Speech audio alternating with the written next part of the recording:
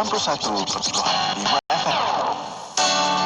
Banjir penduduk dan perumahan Malaysia 2020 secara dalam talian e-Census sedang dilaksanakan sehingga 30 September 2020. Pastikan anda dan keluarga anda dibanci kerana data anda masa depan kita. Tunaikan tanggungjawab anda demi negara. Sila layari www.mycensus.gov.my untuk maklumat lanjut. 24 jam sentiasa mendampingi. Indah dengan muzik Islami dan program dakwah. Saya sudah masuk Islam. Allah. Wallahu. Ya, bukan sallallahu. Dengarkan di IKIM, Inspirasi Inforia Islami. Bismillahirrahmanirrahim. Alhamdulillahirabbil wassalatu wassalamu ala asyrafil anbiya wal mursalin sayyidina Muhammad wa ala alihi wa sahbihi ajma'in. Assalamualaikum warahmatullahi taala wabarakatuh. Kepada para pendengar yang masih setia bersama kami di destinasi IKIM pada waktu ini, masih bersama Mona Jasman dan juga Syafiq Salah. Ya, Mona, kita berada di hari ini seperti biasa setiap hari Isnin petang. Jadual kita ada rancangan ibrah yang akan kita sama-sama hayati perbincangan ilmu dengan tetamu kita yang dah pun sampai di konti ini bersama dengan Ustaz Muhammad Yusuf Arba'in. Ya, Assalamualaikum Ustaz. Waalaikumsalam warahmatullahi wabarakatuh. Apa khabar Ustaz? Alhamdulillah. Syukur. Alhamdulillah. Terima kasih Ustaz. Hadir sampai juga ke konti ni. Perjalanan okey Ustaz ke sini? Alhamdulillah dipermudahkan. Kan nampak kita cegah ni. Cegah okey ni. Alhamdulillah. Alhamdulillah. Dan Ustaz, kita nak sambung lagi Ustaz pengajian kita berkaitan dengan tema kita pada kali ini, iaitu peristiwa-peristiwa kan. Banyak peristiwa yang mungkin kita nak lebih pelajari lagi dalam Al-Quran, insya-Allah. Dan anda boleh tonton secara langsung di Facebook Live IKIM FM. Yang tonton tu sekarang tekan butang share, kita kongsikan lagi untuk manfaatnya bicara kita pada petang ini kepada sahabat-sahabat kita yang lain juga. Ya, dan para pendengar yang ada soalan boleh hantarkan soalan anda melalui WhatsApp konti 01179004 dan boleh tinggalkan soalan anda di FB Live IKIM FM. Ya. Dan untuk waktu ini bersama tajuk dan bahagian yang terakhir di kisah lembu betina Bani Israel. Dan boleh para pendengar jom ke ayat di surah Al-Baqarah bermula ayat 67 hingga 73. Ya, Dan sama-sama buka Quran ni. Ya, betul. Jom kita tengok apa maksud dia dan juga kita belajar sama-sama. Ya, sebagai mukadimah silakan Ustaz. Ya. Bismillahirrahmanirrahim. Alhamdulillahillazi bi ni'matihi tatimmus shalihat wassalatu wassalamu ala Rasulillah wa ala alihi washabihi wa man wala amma ba'd. Tuan-tuan dan puan-puan muslimin muslimat rahimani wa rahimakumullah. Alhamdulillah, pada petang ini kita dapat sekali lagi dipertemukan oleh Allah melalui suara di radio IKIM FM. So moga-moga pada petang ini kita dilapangkan dada oleh Allah, dipermudahkan urusan oleh Allah, selamat pulang ke rumah bagi siapa-siapa yang mendengar sambil memandu, tapi jangan lihat secara langsunglah, mendengar. Baik, hati-hati memandu. Walau bagaimanapun kita memohon apa-apa pun rahmat dari Allah, kita mohon Allah Ta'ala berikan kita keberkatan untuk pengisian kita pada petang ini. Baik, tuan-tuan dan puan yang dirahmati oleh Allah, kita akan menyambung pada ayat yang berikutnya, iaitu pada ayat yang ke-70. Maknanya kita tinggal lagi berbaki 3 ayat sahaja yang Allah menceritakan tentang kisah lembu betina yang diperintahkan untuk menyembelih. Nabi Musa memerintahkan Bani Israel untuk menyembelih seekor lembu betina. Kemudian pada ayat yang ke-70, kalau kita perhatikan pada ayat ataupun tuan-tuan pernah mendengar ayat ini, Allah mengatakan a'udzubillahi minasyaitonir rajim. Qalu du'u lana rabbaka yubayyin lana ma hiya innal baqara tashabaha 'alaina wa inna insyaallahu lamuhtadun. Baik, ayat 70 ini merupakan pertanyaan yang ketiga yang dilontarkan oleh Bani Israel. Mereka ni sebenarnya kenapa banyak sangat bertanya?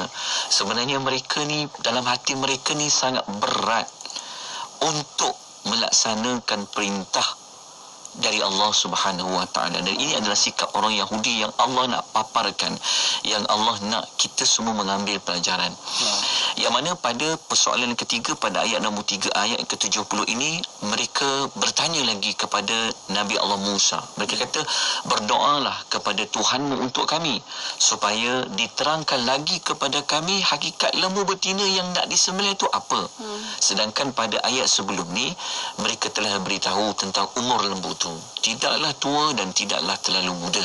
Sepatutnya mereka dah boleh jumpa lembu tu sebab senang nak tahu umur dia kan, umur lembu tu. Lepas tu tetapi mereka walaupun dah tahu jawapan dia, dah boleh tahu nak cari lembu yang mana, tapi inilah sikap mereka. Mereka cuba nak berdalil, mereka tanya pula soalan kedua tentang warna dia. Mereka dah ada beritahu tentang warna, mereka tak nak buat juga tu. Mereka bertanya buat kali ketiga tentang innal baqara tashabaha alaina. Mereka nak tanya yang ketiga ni sebenarnya, lembu ni sebenarnya yang dimaksudkan apa. Maknanya yang ketiga ni sebenarnya mereka bertanya kepada Nabi Allah Musa AS tentang lembu tu sebenarnya pernah digunakan untuk apa, tugas dia apa. Maka Nabi Allah Musa AS mengatakan pada ayat yang berikutnya 71, beliau mengatakan qala innahu yaqulu innaha baqaratun la dhalulun tusirul arda wa la tasqil hartha musallamatun la syata fiha. Dalam bahasa mudahnya, Nabi Allah Musa SAW beliau telah menjawab persoalan Bani Israel. Beliau mengatakan lembu yang dimaksudkan oleh Allah SWT itu adalah lembu yang tak pernah digunakan dalam membajak tanah. Maknanya tak pernah digunakan di ladang-ladang. Dan juga lembu itu pula tidak digunakan untuk menjerus tanaman. Maknanya tak pernah diguna untuk mengangkut air. Maknanya lembu ni lembu yang betul-betul dijaga dia. Tak pernah diguna di ladang, membajak tanah sebagainya. Tak diguna juga untuk membawa air-air. Kemudian dia juga tidak cacat, dia selamat dan tidak ada belang dan tidak ada belang pada warnanya. Ataupun dia ni musallamatul, maknanya dia ni sangat sempurna. Sama ada pada warna dia, pada jasad dia, pada apa pun lembu ni, lembu yang sangat sempurna, selamat daripada cacat cela. Kemudian Bani Israel ni, apa yang dia jawab? Dia kata qalul ana ji'ta bil haqq. Dia kata, baru sekarang engkau terangkan sifat-sifat sebenar lembu itu. Maknanya Bani Israel ni, dia kata selepas dia dapat soalan ketiga tu, dapat jawapan, baru dia kata, baru sekarang hang cakap betul. Maksudnya soalan dia kata, baru sekarang kami tahu lembu yang dimasukkan di sembelih tu apa. Seolah-olahnya jawapan soalan satu, jawapan soalan dua, seolah-olah yang sebelum ni Nabi Musa ni macam tak jawab dengan betul. Soalan Nabi Musa ni macam main jawab, macam Nabi Musa tak bercakap benar. Pada yang ketiga baru dia cakap apa? Al-ana ji'ta bil haqq. Dia kata sekarang barulah engkau wahai Musa menerangkan sifat-sifatnya yang sebenar. Kemudian Allah mengatakan, Allah ceritakan kepada kita, fadhabahuha wa ma kadu yaf'alun.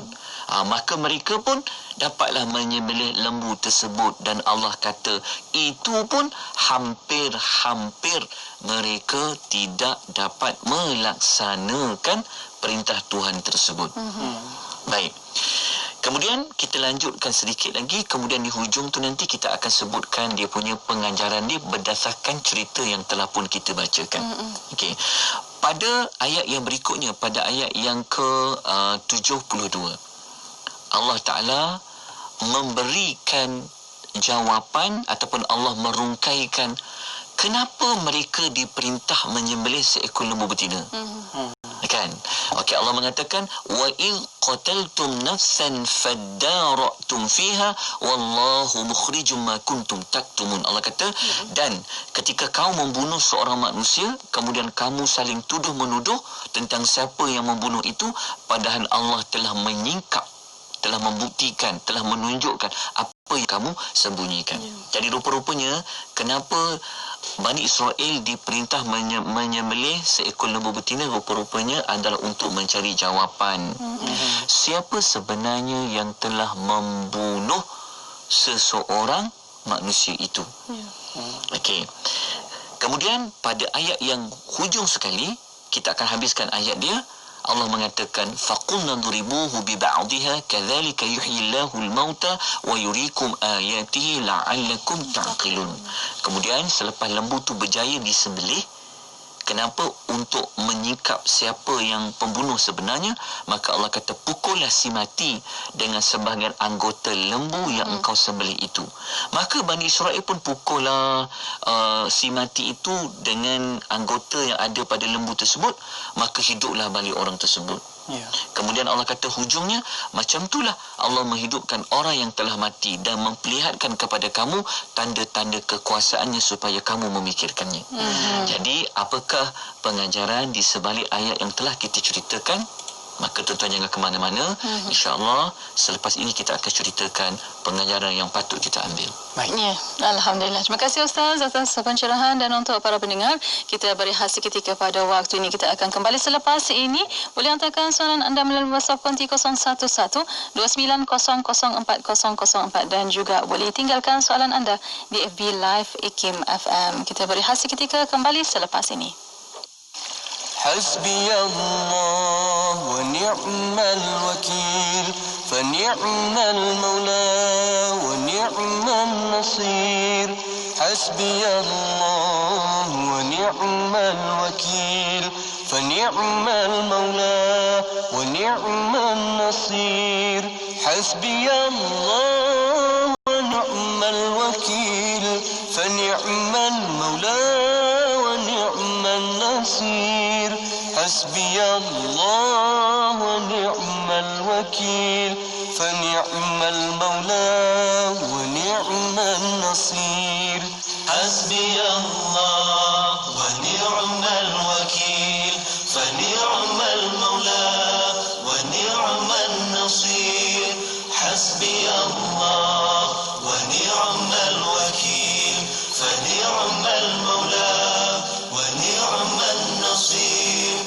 حسبي الله ونعم الوكيل فنعم المولى ونعم النصير حسبي الله ونعم الوكيل فنعم المولى ونعم النصير حسبي الله ونعم الوكيل فنعم المولى ونعم النصير حسبي الله ونعم الوكيل فنعم المولى ونعم النصير حسبي الله ونعم الوكيل فنعم المولى ونعم النصير حسبي الله ونعم الوكيل فنعم المولى ونعم النصير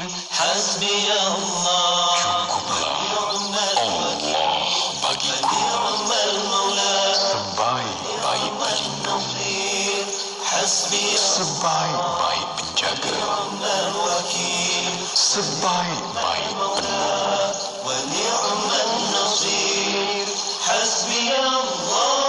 Cukuplah Allah bagiku sebaik-baik pelindung,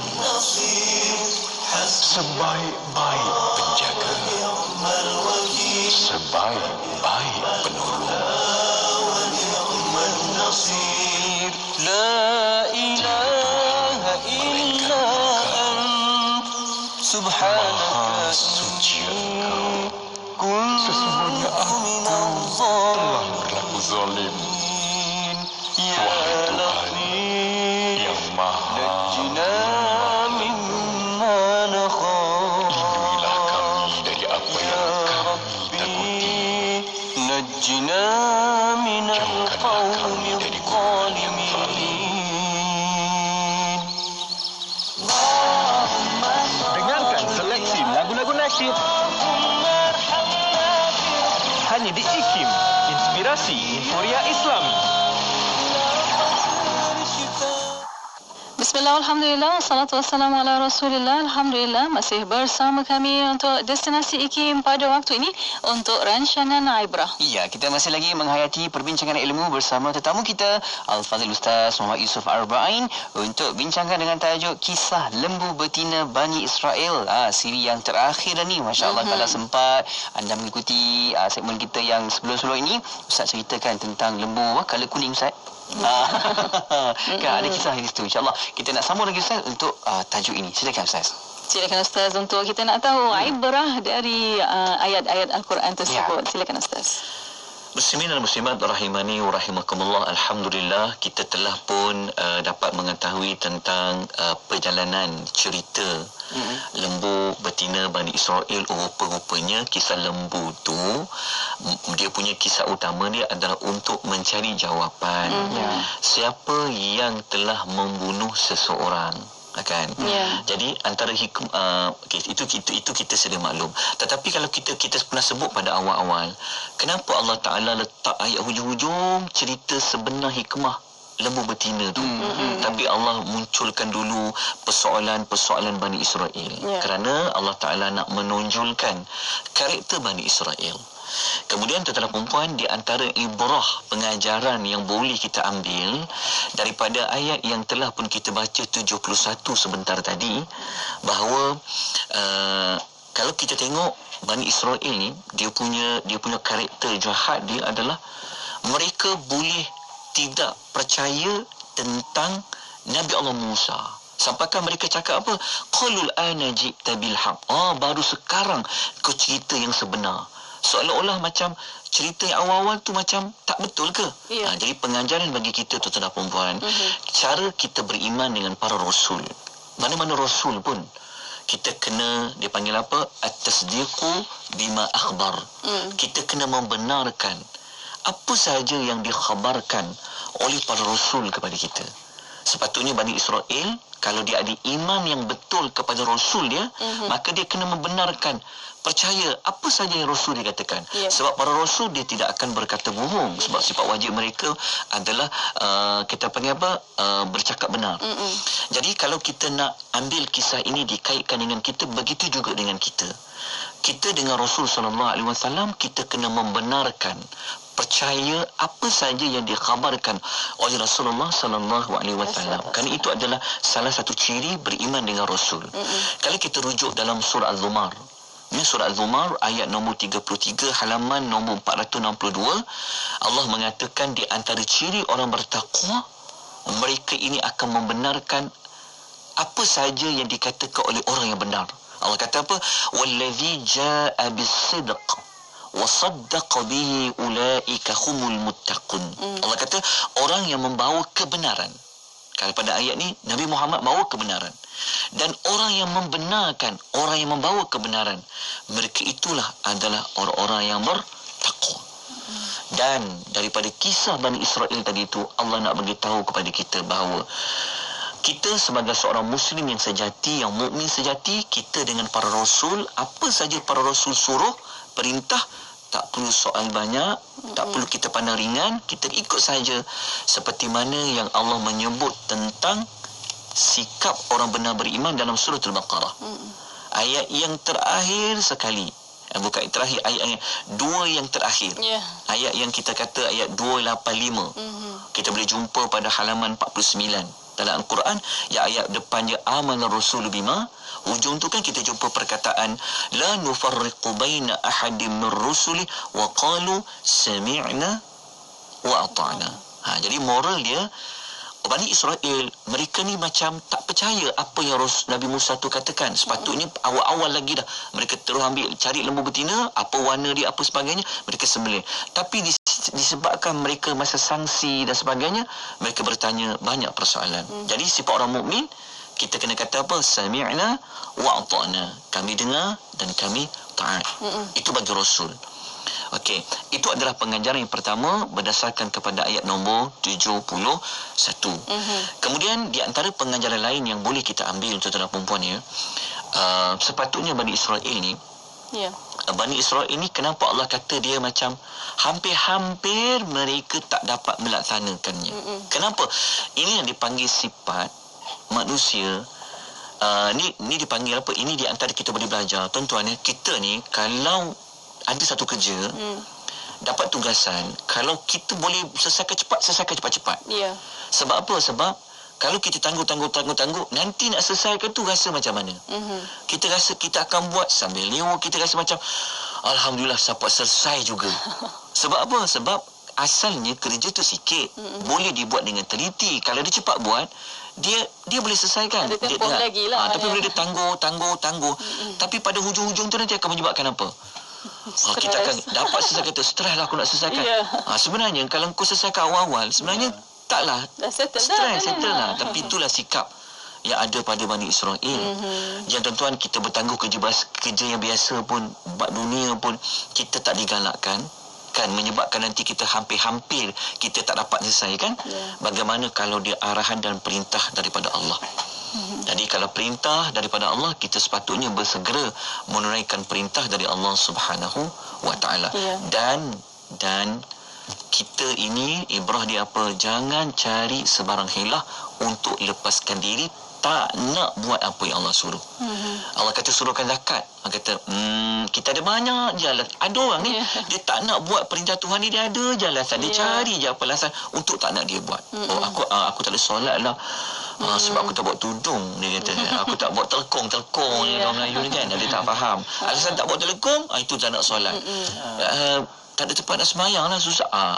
Perintah Allah kata solat pada waktunya, Allah kata solat, contoh solat asar, maka solatlah kita. Jangan cari sebarang alasan hilang untuk tak nak buat solat. Macam Bani Israel. Rupa-rupanya Bani Israel ini kadang-kadang rupa-rupanya macam perangai aku je katakan. Sebab apa? Sebab kita berhilah tak nak buat apa yang Allah suruh. Bani Israel sebenarnya dia boleh buat pun, dia boleh cari pun lembu mula-mula tu, tapi dia cari jalan macam mana dia tak nak tunaikan perintah Allah. Ini sifat yang Allah tidak suka. Itu berhilah dalam untuk melepaskan diri daripada buat perintah dari Allah Subhanahu wa taala. Pengajaran lain tuan-tuan dan perempuan, banyak pengajaran ni. Pengajaran lain adalah tuan-tuan dan perempuan yang Allah rahmati sekalian, kita ni jangan sibukkan diri dengan perkara-perkara yang cabang. Kan? Perkara cabang tu maksud dia macam ni. Perkara yang utama, cari je lembu. Apa pun lembu? Tak kiralah betina, tak kiralah lembu tu warna apa ke, umur dia apa, dia pernah digunakan untuk apa, sepatutnya cari buat saja. Utamanya pada sembelih tu bukan bincang tentang warna dia apa ya, umurnya berapa ya, tugas dia apa. Itu yang agama tidak suka kita lakukan.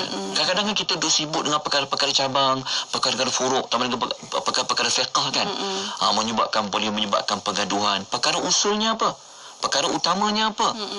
Jadi inilah masyarakat Islam kena ubah sikap. Jangan mempunyai sikap seperti Bani Israel. Dan pengajaran yang lain tuan-tuan dan perempuan, banyak pengajaran ni kan. Pengajaran yang lain tuan-tuan dan perempuan yang kita boleh ambil daripada kisah Bani Israel ini adalah Allah Subhanahu wa taala sebenarnya memberitahu kepada kita Muslim yang sejati, mukmin yang sejati, kita jangan ikut perangai yang ada pada Bani Israel ataupun perangai yang ada pada orang yang Yahudi. Sebab itu setiap kali dalam solat kita, setiap kita baca dalam solat, kita wajib baca suratul Fatihah. Pada ayat yang ke-7 tu, kalau tuan-tuan perasan ke tak perasan, kita selalu minta kepada Allah apa? Ghairil maghdub. Janganlah engkau berikan kami jalan orang yang dimurkai. Dimurkai ini berdasarkan hadis yang sahih, dia adalah orang Yahudi. Majoriti ulama tafsir kata dia dimasukkan orang Yahudi. Kenapa kita tak nak jadi macam orang Yahudi? Antaranya cerita yang kita baca ni lah.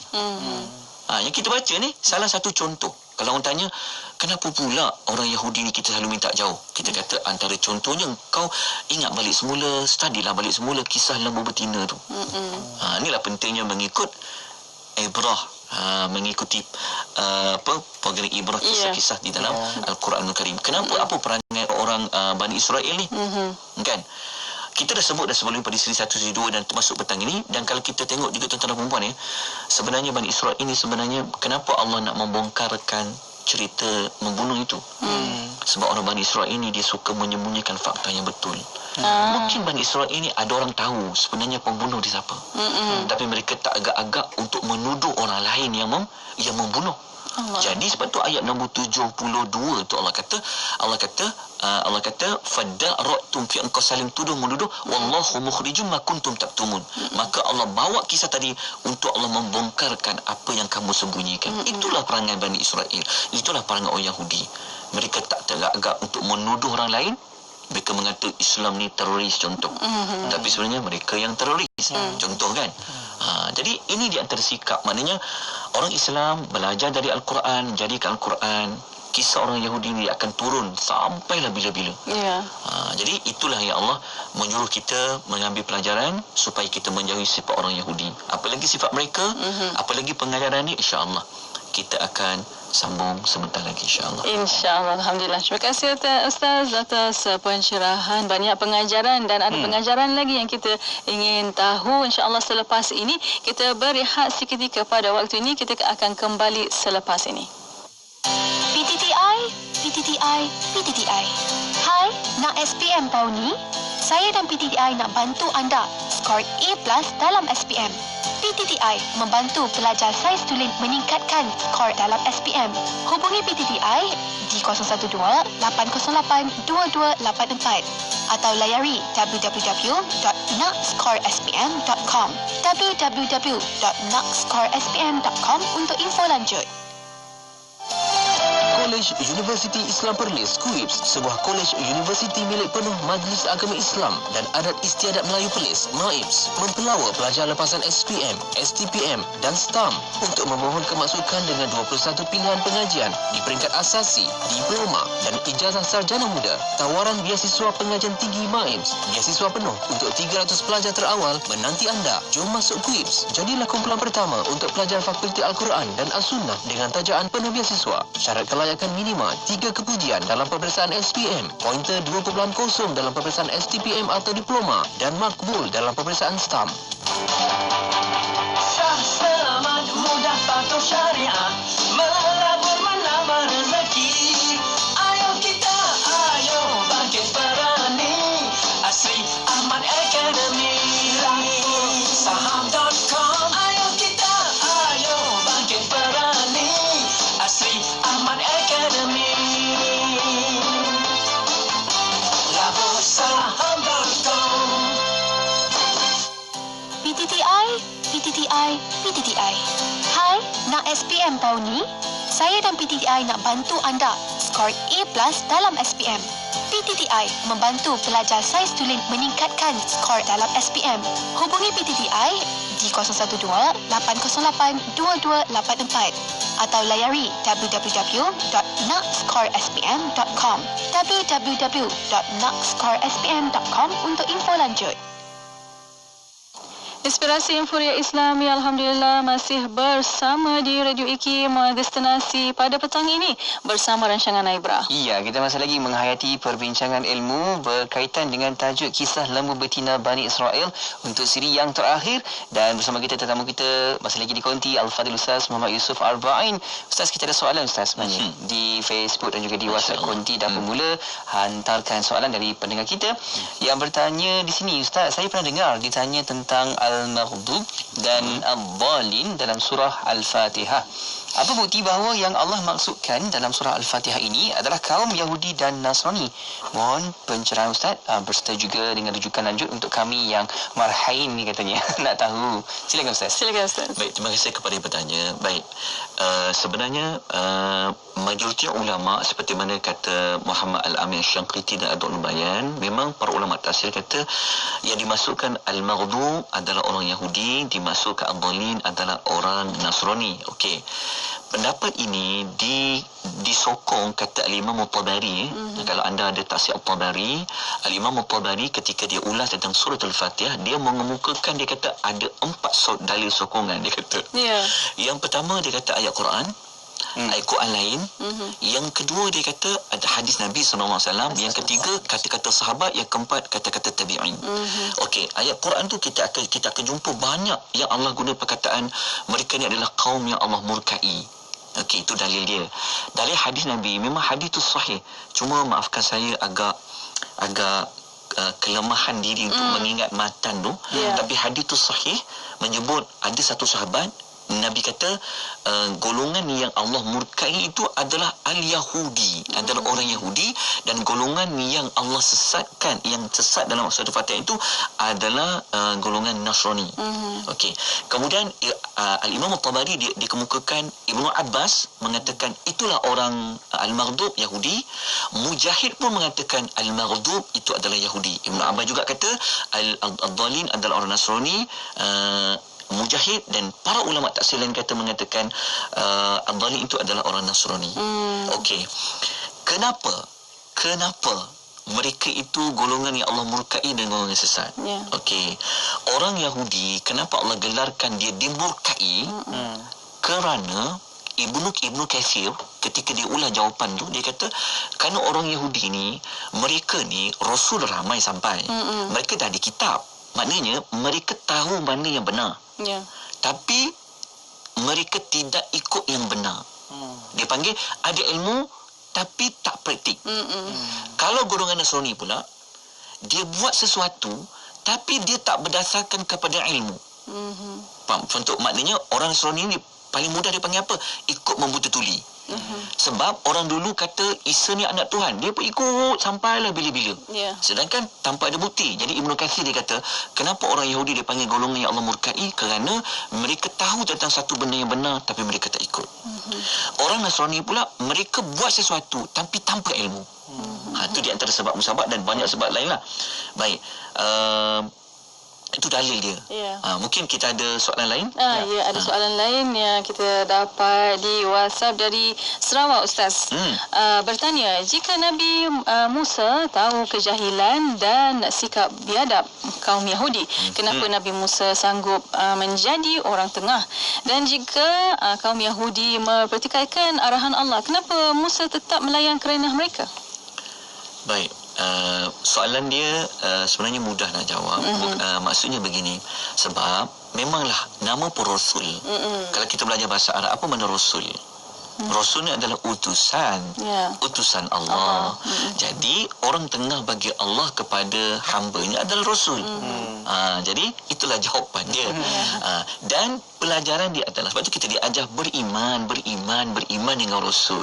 Kenapa beriman? Kita dah sebut tadi, salah satu cara beriman dengan Rasul adalah dengan membenarkan, tasdiquhu bima akhbar, membenarkan apa saja yang Rasul datang. Sebab apa? Sebab dia jadi orang tengah.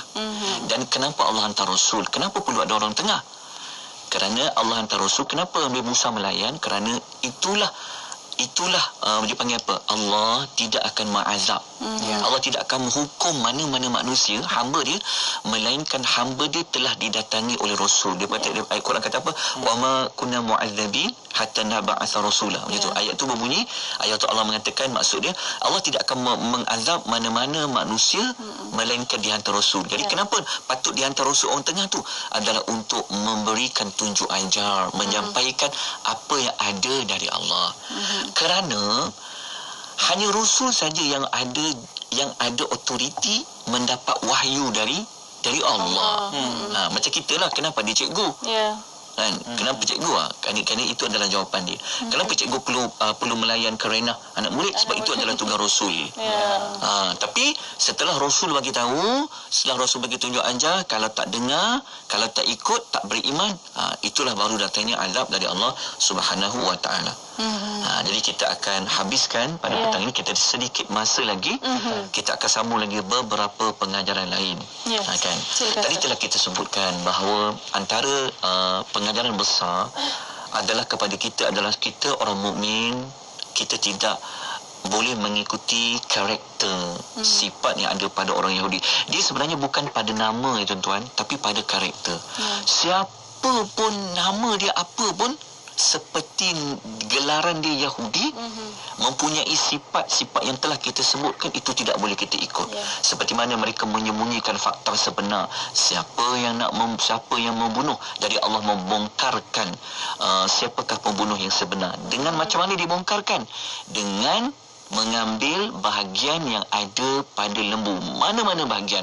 Al-Quran pada ayat 73 tidak menyebutkan bahagian apa, tetapi ambillah, contohnya ambillah pada tangan ke kaki ke peha ke lembu tu, dipukul pada orang yang mati, maka dapat jawapan siapa yang membunuh, siapa pembunuh yang sebenarnya.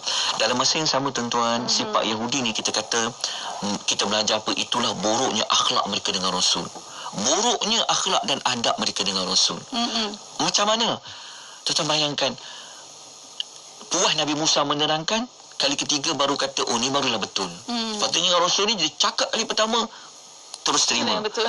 Dalam masa sama, ingat tak kita sebut sebelum ni, betapa buruk adab mereka dengan Rasul. Mereka mengatakan, qalu du'u lana rabbaka. Mereka kata, tanyalah Tuhan kau. Sepatutnya apa? Tanyalah Tuhan kita. Kan, itu adab dia. Kemudian dari masa yang sama, kita orang mukmin, kita kena ada adab. Kita kena hormat. Nabi ada adab dengan Nabi, adab dengan orang-orang para alim ulama. Apa kita boleh belajar dari sudut itu. Okey, kemudian tuan-tuan dan puan-puan yang dirahmati oleh Allah Subhanahu wa taala, antara pengajaran lain yang boleh kita ambil pada kisah ini, kalau kita tengok pada ayat nombor 72 dengan 73, 73 lah khususnya pada ayat hujung tu, Allah kata kadzalika yuhyillahul mauta. Begitulah Allah menghidupkan orang yang telah mati. Kenapa? Wa yurikum ayatihi, untuk menunjukkan tanda-tanda Allah tu berkuasa. La'allakum ta'qilun, semoga mereka berfikir. Maksudnya apa? Ibrah besar juga adalah Allah nak menunjukkan bahawa Allah ni mempunyai kuasa untuk menghidupkan orang yang telah mati, dihidupkan semula. Maknanya Allah berkuasa menghidupkan orang yang mati. Menghidupkan orang yang mati ni tuan-tuan, kenapa? Kerana kalau kita baca Al-Quran, banyak ayat yang mengatakan orang tak percaya kepada Allah ni berkuasa menghidupkan orang mati untuk dihidupkan kembali. Quran banyak macam tu. Jadi kerja Al-Quran ni, fungsi Al-Quran mendatangkan bukti, hujah supaya orang yang tak percaya nanti kalau dah mati, dah masuk dalam kubur, boleh bangun semula, boleh hidup semula. Maka banyak ayat Quran yang memberikan bukti Allah berkuasa. Antara ayatnya adalah ayat 73 ataupun pada kisah Bani Israel tersebut. Jadi tuan-tuan yang dirahmati oleh Allah Subhanahu wa taala, semoga kita semua dapat mengambil teladan seperti mana yang telah kita ulas pada siri 1, siri 2 dan pada siri pada petang ini. Semoga kita semua dijauhkan oleh Allah daripada mempunyai karakter, sifat orang-orang yang Allah murkai, iaitu orang-orang Yahudi. Kenapa? Kerana mereka ini tahu kebenaran dan beberapa sikap-sikap yang telah pun kita ulas pada petang ini. Moga-moga kita berada di atas jalan yang lurus. Amin. Jalan yang lurus tu jalan siapa? Jalan para nabi, para siddiqin, para syuhada dan para salihin. Kita ikut jalan Nabi Musa alaihissalatu wassalam. Kita jangan ikut jalan orang-orang yang dimurkai Allah, iaitu golongan Yahudi. Wallahu ta'ala a'lam. Alhamdulillah. Terima kasih. Terima kasih banyak Ustaz. Jazakallah nakul khair. Banyak ibrah dan cerita di sebalik ayat-ayat tersebut, dan insyaAllah kita ambil pengajaran dari cerita ini dan kita amalkan sebenarnya. Betul. Alhamdulillah. Dan terima kasih banyak Ustaz. InsyaAllah kita jumpa lagi minggu hadapan. Assalamualaikum. Waalaikumsalam warahmatullahi wabarakatuh. Syukur. Alhamdulillah. Itu dia rancangan Ibrah kita pada petang ini. Yang mana nak dengarkan kembali untuk rancangan Ibrah ini, boleh saja ke laman Facebook kita, boleh tonton dan juga dengarkan semula untuk kita buat ulang kaji. InsyaAllah. Dan para pendengar, terima kasih kepada anda terus setia bersama kami. Destinasi IKIM Inspirasi Inforia Islami.